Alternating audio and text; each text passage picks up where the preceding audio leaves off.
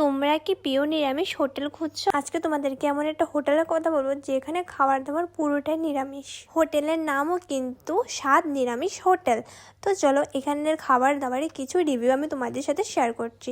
তো আজকে আমি চলে গেছিলাম স্বাদ নিরামিষ হোটেলে, যেখানের খাবার দাবার 60 টাকা থেকে স্টার্টিং।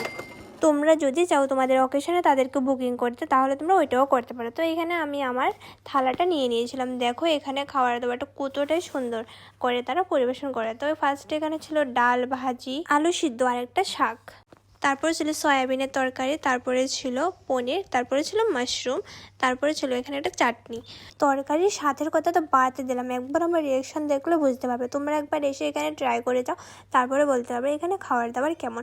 লোকেশনটা বলে দিচ্ছি তোমাদেরকে, Belonia Kalinagar stand opposite side. তোমরা দেখতে পাচ্ছ এখানে আছে এই স্বাদ নিরামিষ হোটেলটা, ঠিক আছে। তোমাদেরকে আমি আবারও দেখিয়ে দিচ্ছি, দেখো একদম তোমরা চিনে যাবে, বিলোনিয়া কালীনগর স্ট্যান্ডের অপোজিট সাইডে এই হোটেলটা আছে। তো এখানে তোমাদেরকে আমি ওদের টোকেন কার্ডও দিয়ে দিচ্ছি, দেখো।